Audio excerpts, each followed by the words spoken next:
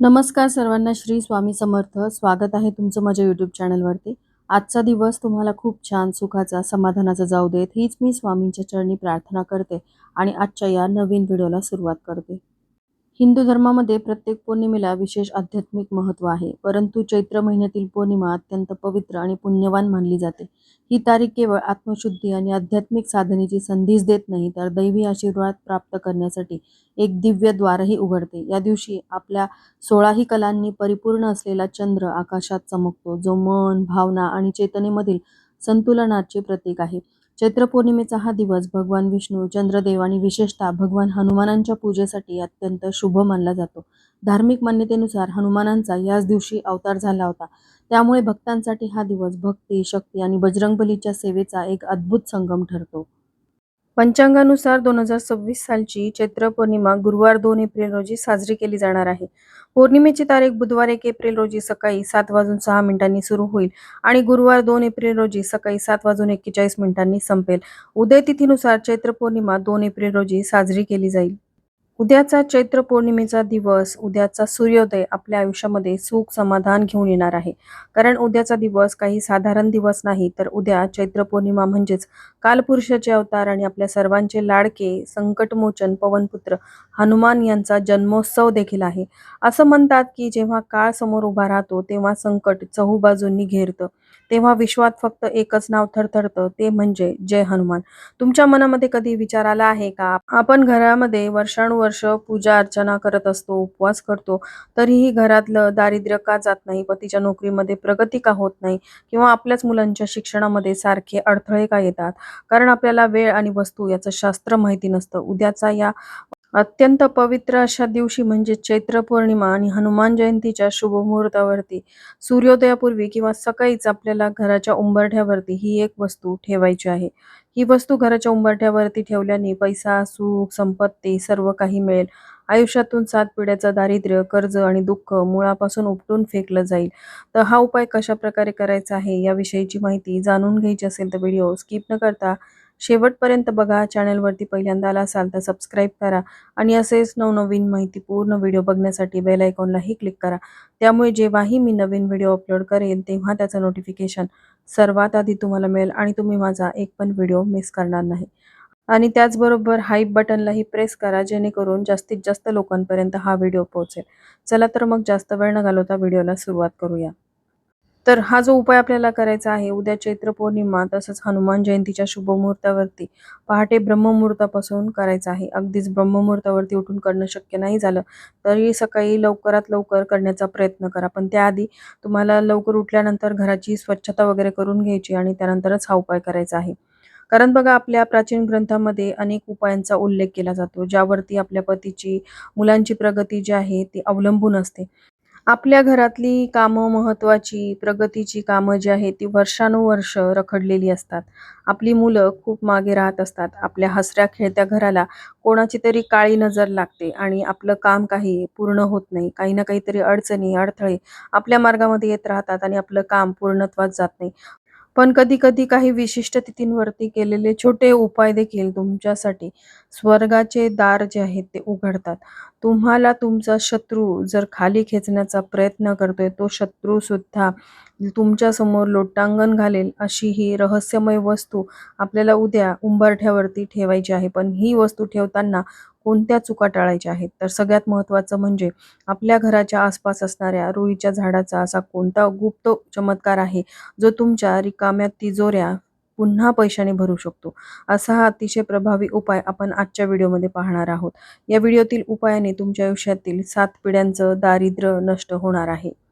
तर उद्या चैत्र पौर्णिमा तर आहेच, पण त्याचबरोबर हनुमान जन्मोत्सव देखील आपण साजरा करत असतो. हनुमान जन्मोत्सव ही केवळ एक तिथी नाही, तर संपूर्ण सृष्टीतील एक प्रचंड ऊर्जा आहे.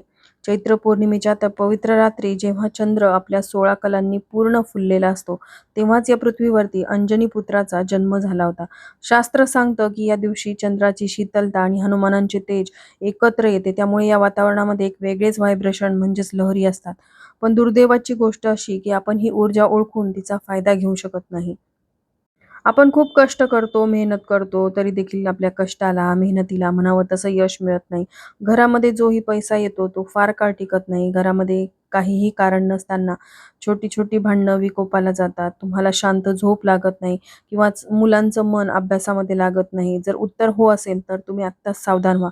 याचा अर्थ असा आहे की तुमच्या घराची सकारात्मक ऊर्जा कुठेतरी ब्लॉक झालेली आहे. बघा, यश आणि अपयश हे संपूर्ण आपल्या आयुष्याचाच एक भाग आहे आणि त्याचा आपण स्वीकार करायला हवा. प्रयत्न न करता सगळं तुम्हाला मिळेल अशी अपेक्षा करणं देखील चुकीचं आहे. पण तुम्ही प्रयत्न करताय तर नक्कीच तुम्हाला यश कधी ना कधी मिळतं. प्रयत्न करूनही जर यश मिळत नसेल, म्हणजेच याचा अर्थ तुमच्या घरातील उंबरठ्यावरून लक्ष्मी आत येत नाहीये. कारण ती तिथे नकारात्मक ऊर्जा तिला तिथेच रोखून ठेवते. जी काही इडापिडा, नकारात्मकता, नजरबाधा, अलक्ष्मी तिला रोखून धरत आहे. घरावर जेव्हा वाईट लोकांची वाईट नजर पडते, तेव्हा तिथली प्रगती खिळून ठेवली जाते. आता उद्याच्या या चैत्र पौर्णिमेला ब्रह्मांडामध्ये अशा काही दैवी शक्ती असतात, ज्या सक्रिय होतात. ज्याचा योग्य वापर केला तर अडकलेली ऊर्जा केवळ 24 तासामध्ये मोकळी होऊ शकते. तुमच्या प्रगतीचे जे दरवाजे वर्षानुवर्ष बंद आहेत, ते उद्याच्या दिवशी एका विशिष्ट प्रयोगाने उघडले जातील आणि यासाठी आपल्याला निसर्गाच्या कुशीत असलेल्या 2 महत्त्वाच्या वस्तूंची मदत घ्यायची आहे. आणि ह्या वस्तू म्हणजे कुठे मिळतात तर पहा, एक विशिष्ट झाड आणि दुसरं म्हणजे त्या झाडाचं फळ. आपण नेहमी झाडांकडे फक्त एक वनस्पती म्हणून पाहतो. पण बघा, उद्याच्या दिवशी ही जी झाडं आहेत किंवा वृक्ष आहेत तुमच्यासाठी एक वरदान ठरणार आहेत. आता मी तुम्हाला सांगणार आहे, की अशा कोणत्या झाडाचा तुम्हाला उपाय करायचा आहे, जो तुम्ही आजवर केलाही नसेल. तर ते झाड आहे रुईचं. रुईच्या झाडाचं पान आपण नेहमीच पाहतो, पण त्या झाडाचा असा कोणता भाग आहे जो घरामध्ये आपल्या शत्रूची बोलती बंद करू शकतो? हनुमानांना केवळ अर्पण करण्यामागे दडलेलं आणि आर्थिक रहस्य काय आहे हे जाणून घेण्यासाठी मनापासून श्रद्धेने विश्वास ठेवून आपल्याला हा उपाय करायचा आहे. कारण पुढच्या काही मिनिटात तुमच्या आयुष्यातला सर्वात मोठा चमत्कार घडणार आहे. तुमच्या आयुष्यातील संकटांचा अंत सुरू होणार आहे.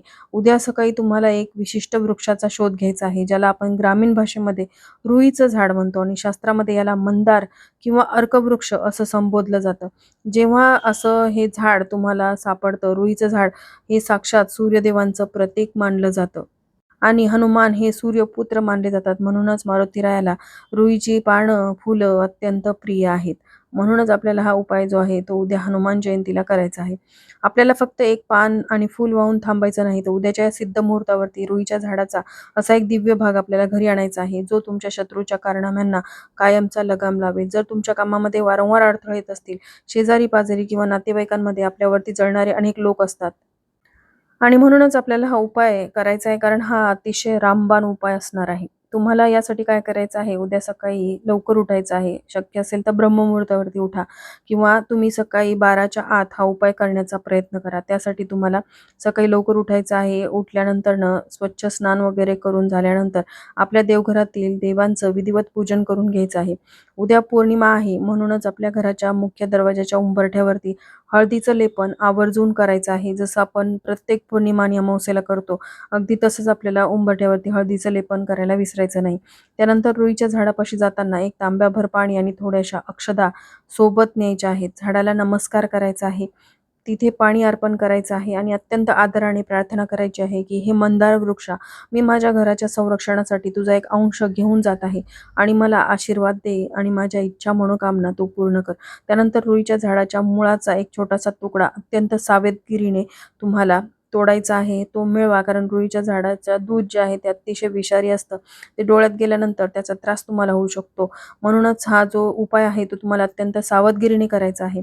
हा तुकडा घरी आणल्यानंतर गंगाजलाने स्वच्छ धुवायचा आहे, स्वच्छ पाण्याने धुवून घ्यायचा. त्यानंतर देवघरात बसून हनुमान चालीसाचा 11 वेळा पाठ करायचा आहे. पाठ करत असताना तो मुळाचा तुकडा आपल्या हातामध्ये किंवा समोर ठेवायचा आहे. हनुमान चालीसाच्या शक्तीने तो तुकडा अभिमंत्रित होईल. हा अभिमंत्रित झालेला रुईच्या मुळाचा तुकडा एका लाल रंगाच्या कपड्यामध्ये बांधायचा आहे आणि आपल्या घराच्या मुख्य प्रवेशद्वाराच्या मध्यभागी किंवा चौकटीवर आतल्या बाजूने हा रुईच्या मुळाचा तुकडा बांधायचा आहे. यालाच म्हणतात भक्ती आणि तंत्रशास्त्राचा अद्भुत संगम. रुईच्या झाडामध्ये नैसर्गिकरित्या वातावरणातील नकारात्मक ऊर्जा, लोकांची वाईट नजर शोषून घेण्याची अफाट ताकद असते. जसा एखादा रडार शत्रूच्या विमानाला टिपतो, तसंच हे रुईचं झाडाचं मूळ तुमच्या घराकडे येणाऱ्या प्रत्येक वाईट शक्तीला, करणी बाधेला किंवा शत्रूच्या कुटील नीतीला उंबरठ्यावरच भस्म करून टाकतो. जर तुम्हाला हे मूळ मिळवणं शक्य नसेल तर किमान रुईचं एक पान घरी आणा, त्यावरती शेंदुराने श्रीराम लिहा आणि ते आपल्या तिजोरीत ठेवा किंवा तुम्ही देवघरात ठेवू शकता. तुमच्या घरामध्ये लक्ष्मीचा ओघ इतका वाढेल की 7 पिढ्यांचं दारिद्र्य कसं संपलं हे तुम्हाला कळणारही नाही. पण पहा, हा उपाय करताना एक गोष्ट आपल्याला लक्षात ठेवायची आहे की कोणाचं वाईट करण्याच्या हेतूने आपल्याला हा उपाय करायचा नाही. फक्त स्वतःच्या संरक्षणासाठी, स्वतःच्या फायद्यासाठी, स्वतःच्या स्वार्थासाठी हा उपाय करा. स्वतःचा स्वार्थ साधणं म्हणजे दुसऱ्याचं वाईट करणं हे नसून स्वतःच्या हितासाठी आपल्याला हे करायचं, कारण हनुमंत हे न्यायाचे देवत आहेत. तुम्ही कोणाचं वाईट करत नाहीयेत, मग तुम्ही स्वतःसाठी हा उपाय करता, तर हनुमान नक्कीच तुमच्यावरती प्रसन्न होतील. पण जर तुम्ही कोणाचं वाईट व्हावं, कोणाचं चांगलं होऊ नये, तुम्ही त्याच्यावरती जळताय, तर अशा वेळेस हनुमान तुम्हाला कधीच मदत करणार नाही. आणि हनुमान जयंतीला भगवान विष्णू हनुमानजींना केळ अर्पण करावं. बघा, निसर्गाचं चक्र आहे, अध्यात्म असं एकमेकात विणलेलं आहे. उद्याच्या चैत्र पौर्णिमेला केवळ हनुमानांचा जन्मदिवस नाही, तर भगवंत सत्यनारायणाची म्हणजे साक्षात श्रीहरी विष्णूंची देखील ही तिथी असणार आहे. त्यामुळे आपण कोणत्याही शुभ कार्यामध्ये, सत्यनारायणाच्या पूजेमध्ये केळीचे खांब असेल, केळीचा प्रसाद आपण आवर्जून अर्पण करतो, कारण केळीचं झाड हे भगवान विष्णूंना, देवी लक्ष्मीला अतिशय प्रिय आहे. आता दुसरीकडे पहा, आपले जे लाडके हनुमान आहेत, ते जरी भगवान शंकरांचे 11वे रुद्र अवतार असले तरी त्यांना देखील केळी अतिशय प्रिय आहे. त्यांचं संपूर्ण अस्तित्व हे रामनामात सामावलेलं आहे. आणि प्रभू श्रीराम कोण आहेत, तर ते साक्षात भगवान विष्णूंचे अवतार आहेत. त्यामुळे जेव्हा आपण हनुमानजींना आवडीने केळ अर्पण करतो, तेव्हा भगवान विष्णू देखील प्रसन्न होतात. म्हणूनच आपल्याला एका वेळी एक केळी आणून ती शक्ती हनुमान आणि श्रीहरी विष्णू या दोन्ही तत्वांची पूजा आपण करत असतो. उद्याच्या दिवशी तुम्हाला एका विशेष विधी देखील करायचा आहे. उद्या सकाळी पूजा करताना 5 पिवळी धम्मक असलेली, डाग नसलेली केळी घ्यायची आहेत आणि त्यानंतर या 5 केळीवरती हनुमानजींचा प्रिय शेंदूर तुम्हाला थोडा थोडा लावायचा आहे. ही शेंदूर लावलेली केळी तुम्हाला हनुमानांच्या चरणी ठेवायची आहे आणि मनापासून प्रार्थना करायची आहे की संकटमोचना, माझ्या घरातील दारिद्र्य दूर कर आणि माझ्या कुटुंबाला सुखाचे दिवस दाखव. केळ हे केवळ एक फळ नाही, तर ते समृद्धी आणि वंशवृद्धीचे प्रतीक आहे. हनुमानांना दाखवलेला हा केळीचा प्रसाद जेव्हा घरातील मुलं ग्रहण करतात, तेव्हा त्यांच्या बुद्धीचा विकास होतो, त्यांची एकाग्रता वाढते आणि जेव्हा तुमचे पती हा प्रसाद भक्तीने घेतात, तेव्हा त्यांच्या नोकरीमध्ये किंवा व्यवसायामध्ये जे अदृश्य अडथळे येत असतात, ते हनुमानांच्या कृपेने दूर होतात, असं देखील म्हटलं जातं. ज्यांच्या घरामध्ये सतत पैशाची चणचण असते, त्यांनी उद्या केळीच्या पानावरती जेवण नक्की करावं आणि किमान केळीचा नैवेद्य नक्की दाखवावा. बघा, आपल्या घरामध्ये आपण हनुमानांचा फोटो किंवा मूर्ती देवघरामध्ये ठेवत नाही. घरामध्ये आपण दक्षिणमुखी हनुमानांचा फोटो मुख्य प्रवेशद्वाराच्या बाहेर लावलेला असेल किंवा घराच्या आत लावलेला असेल, तर तिथे हा नैवेद्य तुम्ही दाखवू शकता किंवा तुम्ही जवळपास असलेल्या एखाद्या मंदिरामध्ये जाऊन हा नैवेद्य दाखवू शकता. पण लक्षात ठेवा की नैवेद्य दाखवताना तुमची भावना शुद्ध असावी. भाव खूप महत्त्वाचा असतो. पूर्ण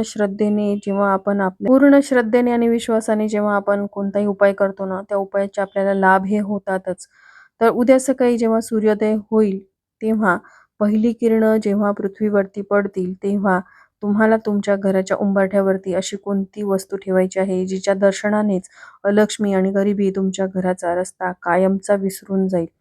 तर हा उपाय अत्यंत गुप्त पद्धतीने करायचा आहे. कोणालाही न सांगता शांत चित्ताने पूर्ण विधीपूर्वक करायचा आहे.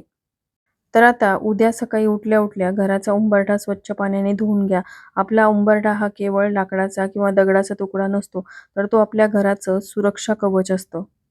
उंबरठ्यावरती हळदीचं लेपन करा. हळद ही मांगल्याचं आणि गुरुग्रहाचं प्रतीक आहे. आता मुख्य कृती, एक छोटीशी मातीची पंती किंवा तांब्याची वाटी आपल्याला घ्यायची आहे. त्यामध्ये मूठभर अख्खे मीठ ठेवायचे आहे आणि त्या मिठाच्या अगदी मधोमध एक फूल असलेली लवंग खोचायची आहे, उभी खोचायची आहे.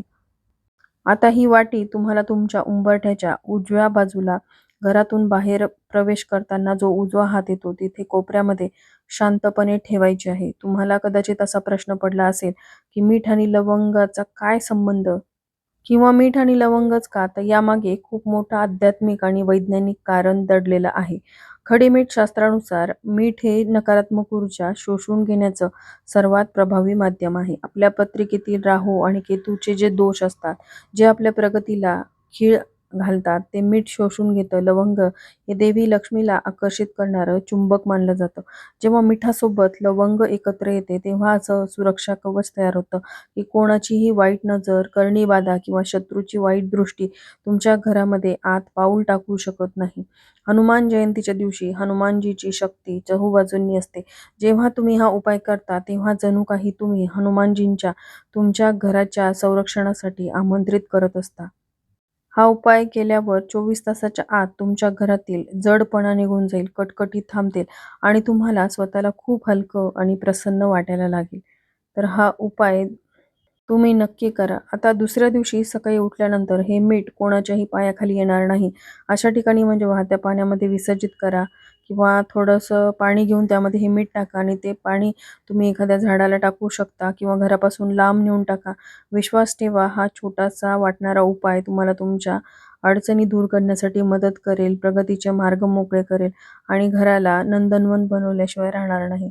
पण हा उपाय केल्यावर व्हिडिओ इथंच संपत नाही. एक महत्त्वाची गोष्ट म्हणजे तुमच्या या उपायाला 100 पट अधिक शक्तिशाली बनवेल. ते म्हणजे आपण पतीची आणि मुलांची प्रगती व्हावी, यासाठी याच विचाराने हा उपाय जो आहे तो करायचा आहे. आणि जास्तीत जास्त नामस्मरण आपल्याला करायचं आहे. नामस्मरणामध्ये भरपूर ताकद आहे. काही सेवा उपाय करणं नाही शक्य झालं तरी नामस्मरण तुम्ही करू शकता. श्रीराम जय राम जय जय राम हे नाम जप केला तरी भगवान हनुमान प्रसन्न होतात. चला तर मग अतिशय छोट्याशा माहितीसह आजचा हा व्हिडिओ मी इथं सेंड करते. व्हिडिओ आवडला असेल तर लाईक, शेअर, सबस्क्राईब करा. धन्यवाद. श्री स्वामी समर्थ.